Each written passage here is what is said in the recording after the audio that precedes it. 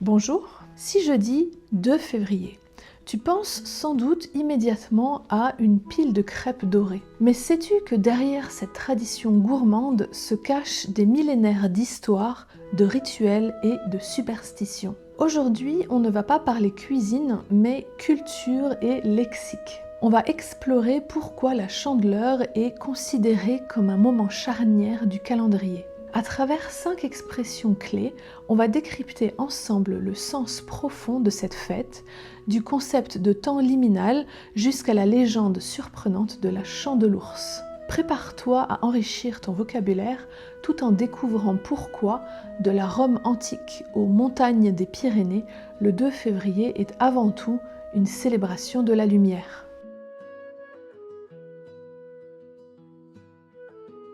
Pour bien comprendre la Chandeleur, nous devons nous arrêter sur un adjectif fascinant, liminal. Ce mot vient du latin limen, qui signifie le seuil. Dans la vie de tous les jours, le seuil, c'est la limite qu'on franchit pour entrer dans une maison. Un temps liminal, c'est donc un moment de transition, un entre-deux où l'on n'est plus tout à fait dans un état, mais pas encore dans le suivant. Pourquoi dit-on que le 2 février est un seuil ? Parce que cette date occupe une position stratégique dans le calendrier. Astronomiquement, nous sommes approximativement à mi-chemin entre le solstice d'hiver, le jour le plus court, et l'équinoxe de printemps, le moment où le jour et la nuit ont la même durée. C'est un moment incertain. L'hiver possède encore toute sa rigueur et son froid, mais la durée du jour commence à s'allonger. C'est ce passage, ce seuil entre l'obscurité de l'hiver et la lumière du printemps qui définit le caractère liminal de la Chandeleur. Ce concept est essentiel parce que dans les croyances anciennes, les périodes liminales étaient perçues comme fragiles et dangereuses. C'est dans cet interstice, cet espace entre deux saisons, que se concentrent toutes les angoisses. La peur que le printemps ne revienne pas ou que les stocks de nourriture s'épuisent. Comprendre le mot liminal, c'est donc comprendre que la Chandeleur est un rituel conçu pour nous aider à franchir ce seuil et à conjurer la mort hivernale pour entrer dans le renouveau.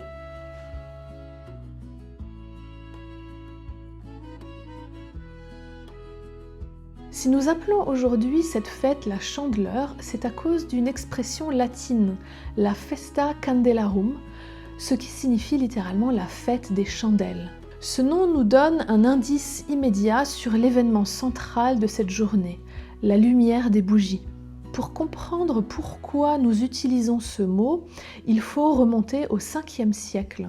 À cette époque, l'Église catholique cherche à remplacer les rites païens comme les Lupercales romaines, des courses au flambeau, par des célébrations chrétiennes. En l'an 492 ou 494, le pape Gélase Ier décide officiellement de dédier le 2 février à la présentation de Jésus au temple. Pourquoi cette date ? Parce qu'elle tombe exactement 40 jours après Noël. Mais le véritable coup de génie a été de conserver le symbole que les gens aimaient déjà, la lumière. Dans cette nouvelle fête des chandelles, les torches païennes, jugées trop bruyantes et désordonnées, sont remplacées par des processions très calmes de cierges bénis. Ces chandelles ne servent plus à réveiller la terre, mais symbolisent désormais le Christ, décrit comme la lumière pour éclairer les nations. C'est d'ailleurs à ce moment-là qu'apparaît le lien avec la nourriture. La légende raconte que le pape Gélase faisait distribuer des galettes de blé aux pèlerins venus à Rome pour la procession, créant ainsi le lien entre la lumière et les crêpes.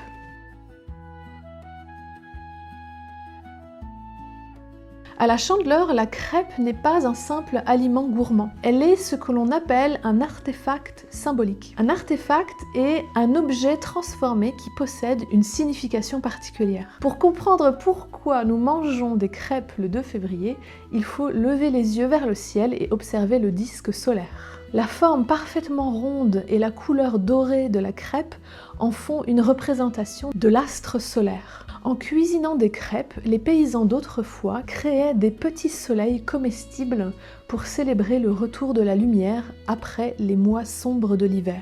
En ingérant cette image du soleil, les fidèles cherchaient à s'approprier sa chaleur et sa force vitale au moment où l'hiver est encore menaçant. C'est un rite de protection, on mange le soleil pour devenir aussi fort que lui face au froid.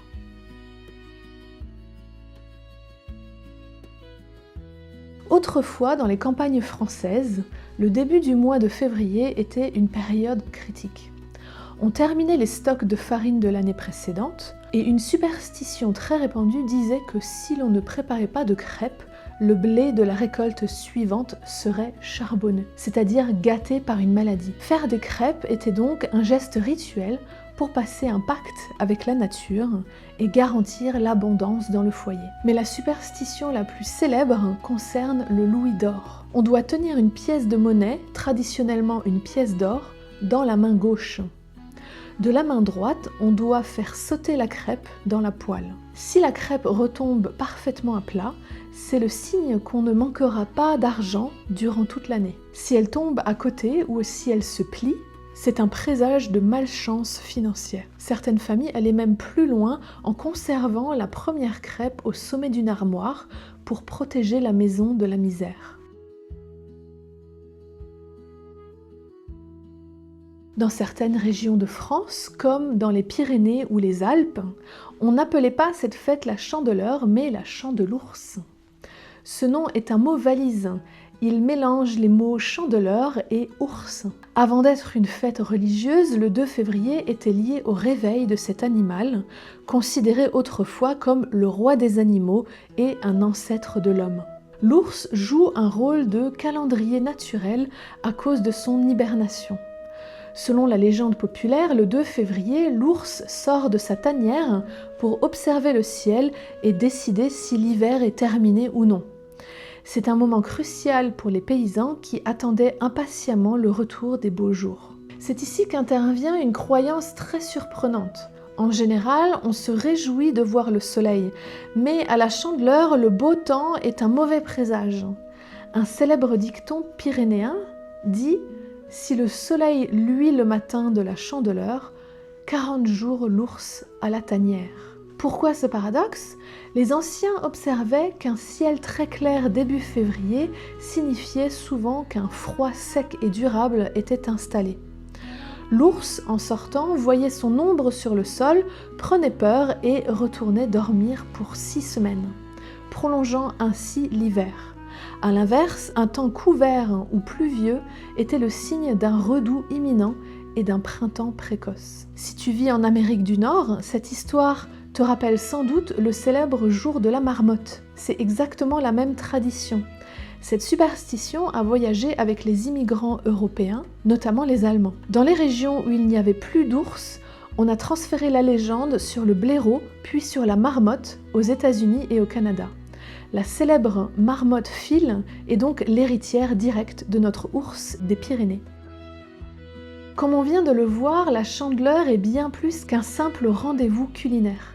C'est un rituel collectif qui, depuis des siècles, nous aide à franchir le seuil de l'hiver pour avancer avec confiance vers le renouveau du printemps. Et toi, tu vas tenter le rituel de la pièce d'or dans la main gauche cette année pour assurer ta fortune ?